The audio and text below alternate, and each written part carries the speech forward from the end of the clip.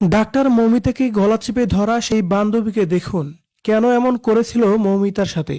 অবশেষে পাওয়া গেল মৌমিতাকে গলা চেপে ধরা সেই ফিমেল কলিগের খবর।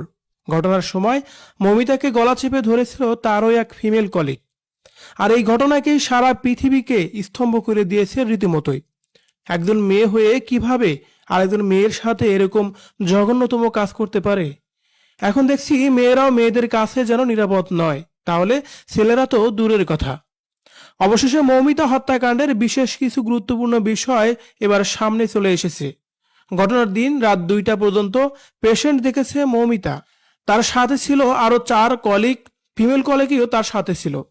তারা একসাথে টিভি দেখেছে, গল্প করেছে, এবং কি এক সময় মৌমিতা অনলাইন থেকে খাবার অর্ডারও করেছিল। আবার সেই খাবার তারা 4 জন মিলেই একসাথেই খেয়েছে। খাবার খাওয়ার পর যখন শরীরে একটি ক্লান্তি ভাব চলে আসে, তখনই উপরে 4 তলায় বিশ্রাম নিতে চলে যায় মৌমিতা। কিছু সময়ের জন্য চাপমুক্ত থাকতে চেয়েছিলেন মৌমিতা। কিছুক্ষণ ঘুম দিয়ে আবারও সেই ডিউটিতে ফিরবেন তিনি। আর এমন পরিকল্পনা নিয়েই রেস্টে গিয়েছিলেন। সেই দিন টানা 36 ঘন্টা ডিউটি করেছিলেন মৌমিতা। যখন সে 4 তলায় ঘুমাতে গেল একটু সময়ের জন্য, কিন্তু কে জানতো তার এই সময় শেষ সময়, তার এই ঘুমই শেষ ঘুম। মৌমিতা হত্যাকাণ্ডের বেশ কয়েকজনের নাম রীতিমতোই চলে এসেছে। আর এই ঘটনার সাথে জড়িত আছে বিশাল একটি চক্র, যা কিনা আরজিকার মেডিকেল কলেজের ডাক্তার এবং সেই প্রতিষ্ঠানের পরিচালকও।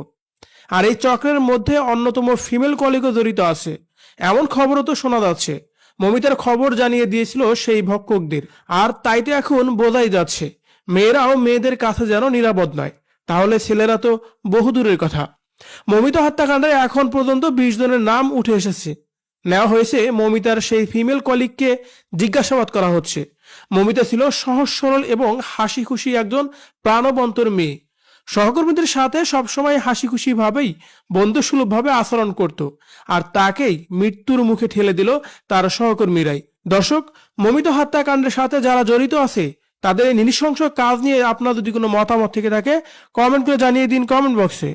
ধন্যবাদ পুরো ভিডিওটি দেখে সঙ্গে থাকার জন্য।